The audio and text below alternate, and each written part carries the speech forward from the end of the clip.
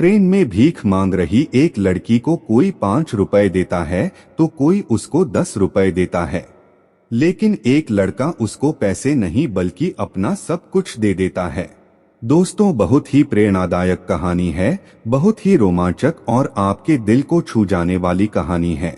बस आप लोग कहानी को अंत तक सुनिएगा। दोस्तों, यह कहानी शुरू होती है पटना से कोटा ट्रेन में। एक लड़का जिसका नाम रोहित कुमार होता है, वह नीट के एग्जाम की तैयारी कर रहा था।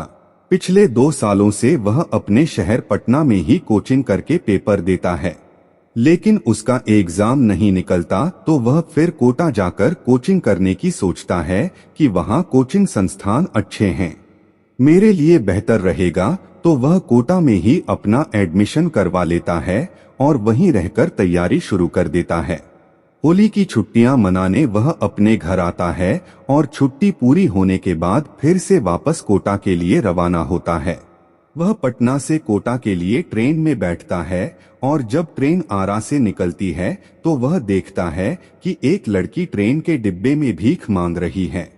उस लड़की को ऐसे भीख मांगता देख उसे बहुत दया आती है, क्योंकि लड़की देखने में बहुत मासूम और बेहद खूबसूरत थी।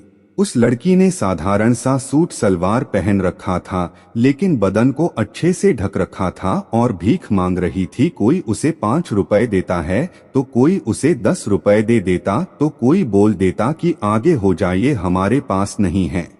सभी का अपना अपना भाव होता है। भिखारी को लेकर वह लड़की जब ट्रेन में चढ़ी थी तभी से रोहित उसको बस देखे ही जा रहा था। वह डिब्बे के दूसरे दरवाजे पर थी और रोहित पीछे के दरवाजे पर खड़ा उसे देख रहा था। फिर वह लड़की भीख मांगते हुए आगे बढ़ती रहती है और रोहित के सामने आकर उससे भीख मांगने के लिए हाथ को फैला लेती है। रोहित उसको तब से ही देख रहा था और फिर वह अपनी जेब में हाथ डालता है तो उसके हाथ में 5 रुपए का सिक्का आता है और वह उस लड़की के हाथ पर रख देता है और लगातार बस उसकी आंखों में ही देखे जा रहा था। लड़की को भी अब थोड़ा थोड़ा शक होने लगता है, क्योंकि वह काफी देर से बस उसे ही देखे जा रहा था। वह जब भी उसकी तरफ देखती तो उसकी निगाह सिर्फ उसी पर टिकी थी, लेकिन बबीता के लिए यह कोई नई बात नहीं थी। दोस्तों, उस लड़की का नाम बबीता होता है। उसके लिए आज की कोई नई बात नहीं थी, क्योंकि वह बेहद खूबसूरत लड़की थी तो लड़के तो उसे देखते ही रहते थे। अब जब वह पैसे देते हुए उसकी आंखों में देख रहा था तो बबीता को थोड़ा असहज महसूस होता है। उसे अच्छा तो लगता है, लेकिन वह फिर भी अपनी नजरें नीचे करके आगे निकल जाती है। अब इस डिब्बे में वह सभी से भिक्षा मांग चुकी थी तो वह अब दूसरे डिब्बे में घुस जाती है। रोहित भी खुद को रोक नहीं पाता और वह भी उसके पीछे पीछे उसी डिब्बे में घुस जाता है जिसमें वह गई थी और दरवाजे पर जाकर खड़ा हो जाता है और चोरी छुपे उसे देखता रहता है। वह बारी बारी से सभी से भीख मांग रही थी। अब यह डिब्बे भी पूरे होने वाला था। लगभग 10 या 15 मिनट हो चुके थे तो अब रोहित बबीता की तरफ मुंह फेरकर खड़ा हो जाता है। बबीता देखती है कि एक लड़का खड़ा है। उसे रोहित की पीठ दिखाई दे रही थी। वह नहीं जानती थी कि यह वही लड़का है। उसे तो बस पैसा मांगना था तो वह अपना हाथ आगे बढ़ा देती है। अब रोहित भी उसकी तरफ पलटता है तो बबीता को कुछ समझ नहीं आता कि अब वह क्या करे, क्योंकि वह तो उससे पहले ही भिक्षा मांग चुकी थी। तो हाथ जो उसने भिक्षा के लिए फैलाए हुए थे वह कुछ समय के लिए ऐसे ही फैलाए रखती है।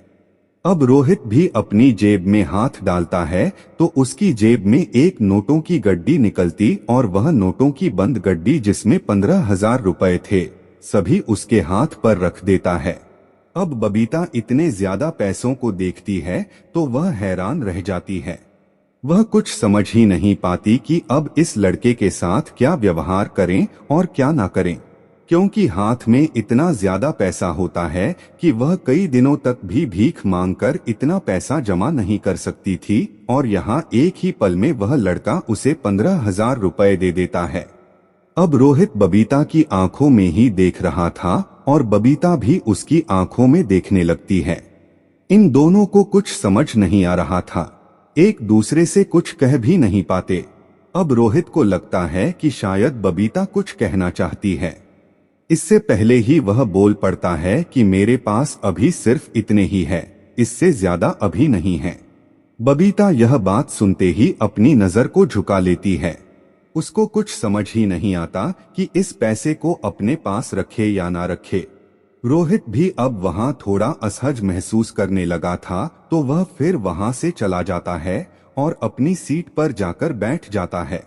अब बबीता अगले स्टेशन पर उतर जाती है, क्योंकि उसको भी कुछ समझ नहीं आता कि आखिर उसके साथ यह हुआ क्या है। आज तक उसे किसी ने इतने ज्यादा पैसे नहीं दिए थे। सबसे ज्यादा जो उसको आज तक पैसे मिले थे वह 100 रुपए थे, और अब एक बार में ही 15,000 रुपए मिल जाना यह उसके लिए बहुत बड़ी बात थी।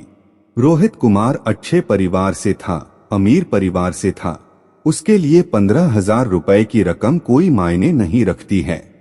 उसके पिता के 2-3 ईंट के भट्टे होते हैं और इससे अलग 100-200 बीघा जमीन भी होती है। इसलिए वह बड़ी आसानी से नीट की तैयारी कर रहा था। इसलिए वह सोचता है कि पहले देख लेते हैं, अगर नंबर आ जाए तो सरकारी कॉलेज मिल जाएगा, नहीं तो प्राइवेट कॉलेज से भी डॉक्टर की पढ़ाई कर लूंगा। इतना पैसा उसके पिताजी लगाने के लिए तैयार थे। दोस्तों, रोहित अपनी सीट पर ही बैठा हुआ था और उसके पास अब कुछ ज्यादा पैसे बचे नहीं थे। मतलब कैश तो अब खत्म हो चुका था, क्योंकि जो कुछ पैसे थे सभी वह उस लड़की को दे चुका था। लेकिन बैंक अकाउंट में एटीएम में काफी पैसा था, पर कैश अब उसके पास खत्म हो गया था। तो इसको जरा सा एहसास होता है कि यार मैंने यह क्या पागलपन कर दिया, और कुछ देर तक वह ऐसे ही सोचता रहता है। अब अगले स्टेशन पर ट्रेन रुकती है, तो यह नीचे उतरता है और दूसरे डिब्बे में जाकर देखता है कि वह लड़की अभी भी भीख मांग रही है क्या, तो वह उसको कहीं नहीं दिखाई देती। फिर उसको लगता है कि शायद वह पहले ही स्टेशन पर उतर गई होगी, और फिर रोहित कोटा पहुंच जाता है, अपनी पढ़ाई स्टार्ट करता है।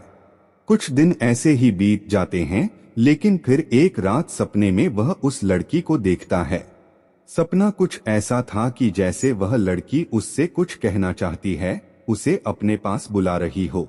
उसको महसूस होता है कि शायद वह मेरा इंतजार कर रही है। फिर उसकी आंख खुल जाती है और वह उठकर बैठ जाता है। सोच में पड़ जाता है। बहुत ज्यादा बेचैन हो गया था वह। खुद को कोसने लगता है कि मुझे अपनी सीट पर नहीं बैठकर उस लड़की के पीछे ही जाना चाहिए था। उससे बात करनी चाहिए थी। कौन है, कहाँ रहती है, यह सब बातें उसके दिमाग में घूमने लगती है। वह सो नहीं पाता। उसको ऐसा लगने लगता है कि शायद मुझे उससे प्यार हो गया है। प्यार मुझे शायद पहली नजर में ही हो गया था, तभी मैं उसको इतना ज्यादा देखे ही जा रहा था। अब सोचता है कि करूं तो क्या करूं। अगर यह बात मेरे मन में ही ऐसे ही दबी रही तो दिक्कत हो जाएगी। फिर वह सारी बात अपने दोस्त से शेयर करता है और बताता है कि मैं उससे मिले बिना नहीं रह सकता जब तक कि वह खुद से मना नहीं कर देती। जब तक वह मना नहीं करेगी या कोई जवाब नहीं देगी, तब तक मेरा मन शांत नहीं होगा। उसका दोस्त उसे एक सलाह देते हुए कहता है कि वह लड़की तुम्हें जल्द ही मिल जाएगी, क्योंकि इस तरह के लोगों का अपना जगह सेट होता है कि इन जगहों पर जाना है और अपना जो काम है भिक्षा का वह करना है। अगर वह तुम्हें उस ट्रेन में मिली है तो तुम फिर से वहीं जाओ, वह तुम्हें जरूर वहीं मिल जाएगी। तो यह अगले दिन उसी पटना से कोटा जाने वाली ट्रेन में चढ़ जाता है और इंतजार करता है, लेकिन लड़की उसको कहीं नहीं दिखाई देती। फिर वह अनुभव करता है कि वह लड़की मुझे आरा स्टेशन से मिली थी और फिर मुगल सराय से पहले ही उतर गए थे। मुझे आरा के लिए ही निकलना चाहिए, शायद वह वहीं हो। फिर वह आरा स्टेशन पर पहुंचता है और सभी आने वाली ट्रेनों में बारी बारी से चढ़ता है। उस लड़की को ढूंढता है और आखिरकार एक ट्रेन के जनरल डिब्बे में उसको वह लड़की दिखाई दे जाती है। वह डिब्बे में भीख मांगते हुए रोहित की तरफ ही बढ़ी आ रही थी, और जैसे ही रोहित को देखती है तो उसके चेहरे पर हल्की सी मुस्कान झलकने लगती है। रोहित भी उसको देखकर बहुत खुश हो जाता है। बबीता आगे जाना चाहती थी, लेकिन उसकी हिम्मत नहीं होती कि वह रोहित से आगे निकल जाए। फिर भी थोड़ी देर रुकने के बाद वह आगे निकल जाती है। अब रोहित उसको वहां से ट्रेन में कुछ कह नहीं पाता क्योंकि सभी लोग वहां होते हैं। ऐसे चलती ट्रेन में किसी अनजान लड़की से बात करना उसके लिए थोड़ा मुश्किल काम था और फिर यह ट्रेन के रुकने का इंतजार करता है। जैसे ही ट्रेन आरा के पास एक छोटे से स्टेशन पर रुकती है तो बबीता उस ट्रेन से उतर जाती है। बबीता सोचने लगती है कि यह लड़का 3-4 दिन पहले ही आया था और आज फिर से चला आया। उसकी कुछ समझ में नहीं आता। एक पल के लिए उसको लगता है कि शायद हमारे लिए ही आया हो, लेकिन ऐसा वह कुछ सोचती नहीं थी क्योंकि उसको अपनी हालत भी दिख रही थी कि मैं क्या हूँ, और वह तो उसको 15,000 रुपए भी दिया था। यह भी उसको याद था, लेकिन दिल है तो दिल में तो बात आ ही जाती है। अब उसके पीछे पीछे रोहित भी ट्रेन से उतर जाता है और छुपकर उसका पीछा करने लगता है। बबीता स्टेशन के पीछे से एक कच्चा रास्ता होता है, वह उसी रास्ते से लगभग 1 किलोमीटर चलती रहती है और अपने गांव में पहुंच जाती है। रोहित भी उसके पीछे छिपा चला आ रहा था। उसकी नजरों से बचता हुआ वह भी उसी के गांव पहुंच जाता है और बबीता का घर गांव के बिल्कुल छोर पर था। एक कच्चा खपरेल का मकान और आगे सहन में एक छप्पर डला हुआ था और मकान से लगभग 50 मीटर दूर उनका एक घर था जहां वह अपने गाय वगैरह को बांध कर रखते। उनके लिए भूसा भी वहां एक कमरे में रखा था। दोस्तों, अब रोहित थोड़ा अंधेरा होने का इंतजार करने लगता है कि हल्का अंधेरा होगा तो घर के नजदीक चला जाऊंगा। अंधेरा होने पर वह उनके घर के पीछे चला जाता है और छिपकर उनके घर के हालात देखता है तो हैरान रह जाता है, क्योंकि बबीता के पिताजी का एक पैर कटा हुआ था और उसको देखकर लग रहा था कि यह अभी अभी कटा है। कुछ ज्यादा दिन नहीं हुए हैं। ताजी पट्टी उस पर बंधी हुई थी। घर में बबीता के अलावा उसकी 3 बहनें, एक छोटा भाई और माँ है।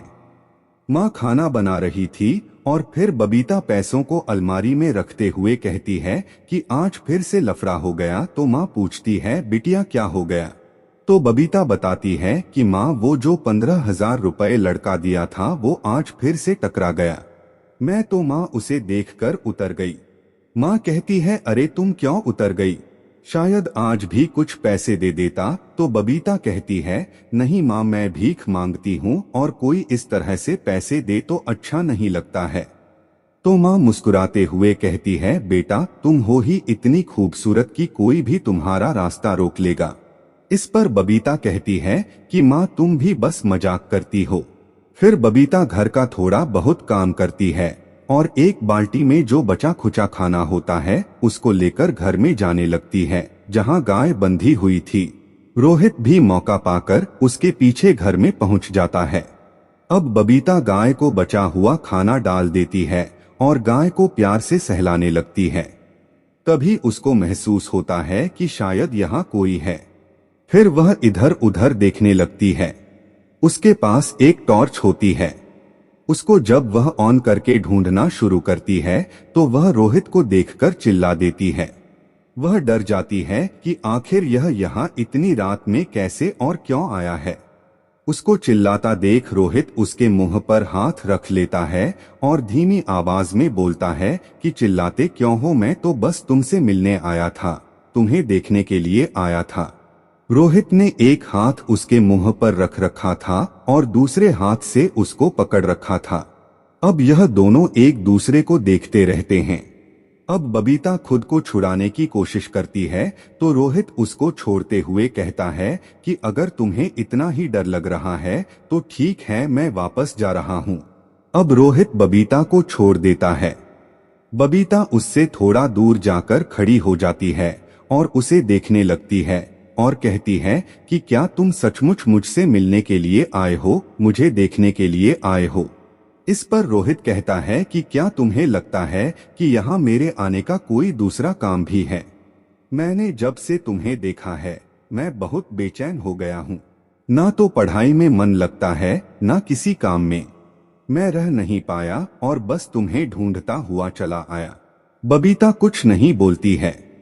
बस उसे सुन रही थी और देखे जा रही थी। तो रोहित कहता है कि शायद तुम्हें मेरा यहाँ आना अच्छा नहीं लगा। ठीक है, मैं अब वापस जा रहा हूँ और सुबह तुम्हारा स्टेशन पर इंतजार करूंगा। तुम्हें देखने के लिए तुम भले ही मुझे मत देखना, लेकिन तुम मुझे तो नहीं रोक सकते हो देखने से। अब रोहित वहां से जाने लगता है। उसको जाता देख बबीता धीमी आवाज में बोलती है कि सुनिए। रोहित बबीता की आवाज सुनकर रुक जाता है। तो बबीता कहती है कि अब रात में आप कहाँ भटकते फिरेंगे, आप चाहे तो यहाँ रुक सकते हैं, काफी रात हो चुकी है, स्टेशन पर भी खाना वगैरह नहीं मिलेगा। फिर वह एक चारपाई डालती है और रोहित से कहती है कि आप यहाँ आराम कर लो, जब सभी सो जाएंगे तो मैं आपके लिए खाना भी ले आऊंगी। बबीता की बात सुनकर रोहित का कोई खुशी का ठिकाना नहीं रहता। वह उसको लेकर बहुत दूर तक का सोचने लगता है। अब वह घर जाती है तो माँ रोटियां बना रही थी। माँ से वह कहती है, माँ अब आप खाना खा लीजिए, रोटी मैं बना दूंगी, क्योंकि वह नहीं चाहती थी कि माँ रोटी बनाए और कोई रोटी जल जाए। फिर वह सभी के सोने का इंतजार करने लगती है और एक थाली में 4-5 रोटी और अचार रखकर दबे पांव घर में चली जाती है। रोहित चारपाई पर लेटा हुआ था। बबीता को आता देख वह उठ जाता है। बबीता उसको खाना देकर नीचे बैठ जाती है। तो रोहित कहता है कि तुम पहले तो ऊपर बैठो। तो बबीता कहती है, नहीं मैं यहीं ठीक हूँ, आप खाना खा लीजिए, पता नहीं कब से भूखे हो। फिर रोहित हाथों को धोता है और रोटी का टुकड़ा तोड़कर पहले बबीता की तरफ बढ़ाता है। तो बबीता कहती है, आप खा लीजिए, मैंने तो खा लिया है। तो रोहित कहता है, नहीं, मैं अच्छे से जानता हूँ, तुमने अभी तक खाना नहीं खाया है, तुम्हें देखकर ही लग रहा है कि तुम भी भूखी हो। फिर रोहित और बबीता दोनों साथ बैठकर खाना खाते हैं। वह खुद भी खाता है और बबीता को भी खिलाता है। दोनों खाना खाने के बाद बातचीत करते हैं। तो रोहित पूछता है कि कब से तुम यह काम कर रही हो। तो बबीता कहती है कि मेरे पापा पहले मजदूरी करते थे, लेकिन एक दुर्घटना में इनका पैर खराब हो गया और डॉक्टर को उसे काटना पड़ा, तो अब वह काम नहीं कर पाते और जो जमा हुआ कुछ पैसा था वह सब दवाइयों में खर्च हो गया। तो मुझे मजबूरी में अपने घर का खर्च चलाने के लिए भीख मांगना पड़ा और इससे बेहतर मुझे कोई और काम नजर नहीं आया। समय से अपने घर आ जाती हूँ। हाँ, लोग थोड़ा गलत निगाह से देखते हैं, लेकिन मुझे अपने परिवार को देखना है और पिताजी का पैर भी अभी सही नहीं हुआ है, उसमें घाव है तो दवाइयाँ अभी भी चल रही है, ज्यादा खर्चा है। बोलने को तो लोग बहुत कुछ बोलते हैं, लेकिन मदद सिर्फ उसी की करते हैं जहां से पैसा वापस आने की उम्मीद भी हो। अब रोहित भी अपने बारे में सब कुछ बताता है कि मैं ऐसे ऐसे तैयारी कर रहा हूँ। वह एक दूसरे से अपने बारे में जानकारी देते हैं। बात करते करते सुबह के 4 बज जाते हैं। तो अब बबीता कहती है कि सवेरा हो गया है, अब तुम स्टेशन चलो, मैं तुम्हें वहां तक ही छोड़कर आऊंगी। तो इस पर रोहित कहता है कि नहीं नहीं, मैं खुद चला जाऊंगा। लेकिन बबीता नहीं मानी और वह उसे स्टेशन पर छोड़ने के लिए आ जाती है, क्योंकि रोहित एक ही शर्त पर वहां से जाने के लिए राजी हुआ था कि वह कल रात फिर से आएगा और दिन में वह एक होटल में रुक जाता है। बबीता घर जाकर सो जाती है और भीख मांगने के लिए भी नहीं जाती। तो माँ कहती है कि बेटा गई क्यों नहीं हो, ऐसे काम कैसे चलेगा। तो बबीता कहती है कि आज मेरी तबीयत कुछ ठीक नहीं है, क्योंकि रोहित ने उसे सख्त मना किया था कि तुम्हें अब भीख मांगने की कोई जरूरत नहीं है। वह दोनों मन ही मन एक दूसरे से प्यार करने लगे थे। तो रोहित कहता है कि तुम्हारा परिवार भी मेरा ही परिवार है। अब फिर रात होती है और रोहित घर में आ जाता है। बबीता ने आज खुद अपने हाथ से खाना बनाया था और सभी के सो जाने पर वह घर में पहुंच जाती है। दोनों साथ बैठकर खाना खाते हैं और बातचीत करते हैं। दोनों के मन में कोई भी ऐसा गलत भाव पैदा नहीं हुआ। ना रोहित ऐसी कोई हरकत करता है, ना बबीता, क्योंकि दोनों का प्रेम सच्चा था। बस ऐसे ही बातें करते रहते। अब सुबह होते ही रोहित वापस होटल लौट जाता और यह सिलसिला लगभग 5-6 दिन तक चलता रहता है। वह दिन में होटल पर खाना खा लेता और रात में तो बबीता उसे खाना खिला ही देती थी।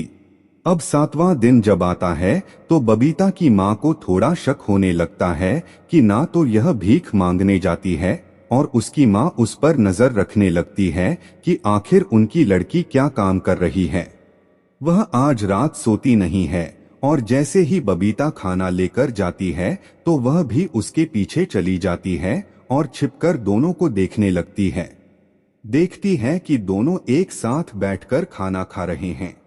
माँ फिर उनके पास पहुंच जाती है और बोलती है कि यह क्या हो रहा है रोहित। माँ को देखकर थोड़ा डर जाता है और बबीता भी घबरा जाती है। फिर भी बबीता थोड़ी हिम्मत करती है और बताती है कि माँ यह वही लड़का है जो हमें 15,000 रुपए दिया था।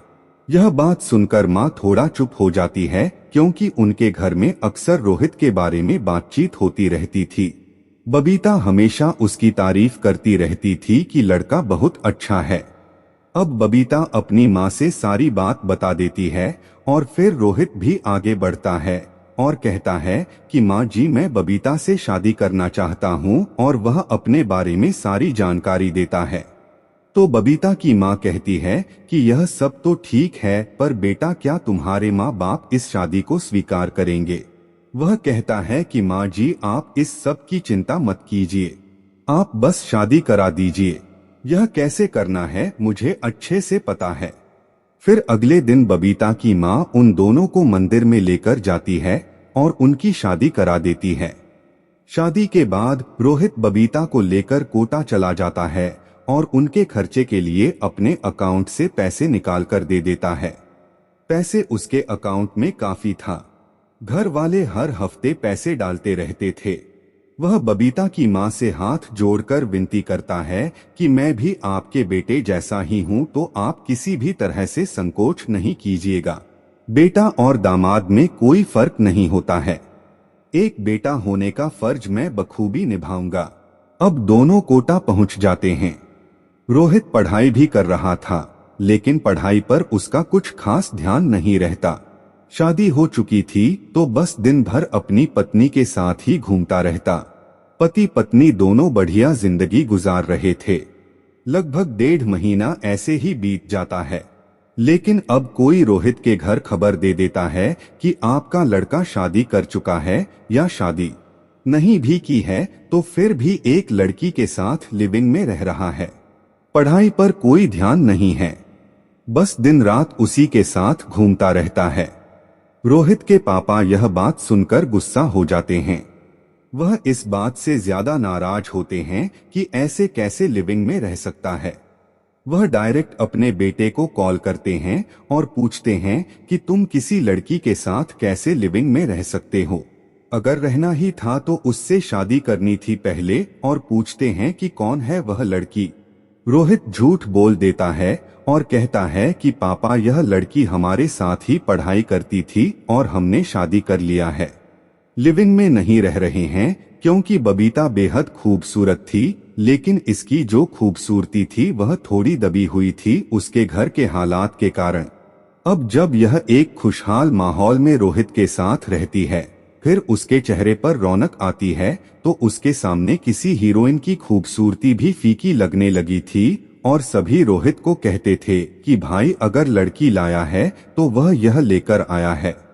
अब रोहित के पापा कहते हैं कि तुमने जब शादी कर ही ली है तो लड़की को घर लेकर आओ, यहाँ की भी जो रस्म रिवाज है उनको भी पूरा करना है। अब रोहित बबीता को लेकर घर जाता है और जो भी रस्म रिवाज थे सभी बड़ी तैयारी के साथ पूरे किए जाते हैं। अब रोहित के माँ बाप कहते हैं कि बेटा इनके माता पिता कहाँ हैं, तो इस पर निखिल कहता है कि पापा वह अभी नाराज है, धीरे धीरे मैं आपको उन लोगों से मिलवा दूंगा।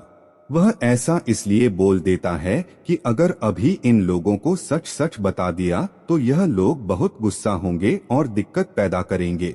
और फिर अपनी पत्नी यानी बबीता को समझाता है कि तुम इन सभी लोगों की इतनी सेवा करो, इतना इन लोगों का भरोसा जीत लो, इनका दिल जीत लो कि यह सभी लोग तुमसे खुश हो जाएं और अपनी जान से भी ज्यादा तुम्हें प्यार करने लगे। और होता भी कुछ ऐसा ही है। बबीता बहुत ही ज्यादा अपने सास ससुर की खूब सेवा करती है, सभी की बहुत सेवा करती है, हर एक बात का ध्यान रखती। और फिर एक दिन रोहित यह सब सच्चाई अपने माँ बाप को बता देता है तो उसके माँ बाप भी बहुत खुश होते हैं और उसे शाबाशी देते हुए कहते हैं कि बेटा तूने बहुत सही किया, बहुत अच्छा काम किया है। शायद अगर यह किसी बड़े परिवार की लड़की होती तो शायद ही हमें इतना इज्जत मान सम्मान दे पाती, हमारी इतना सेवा न कर पाते।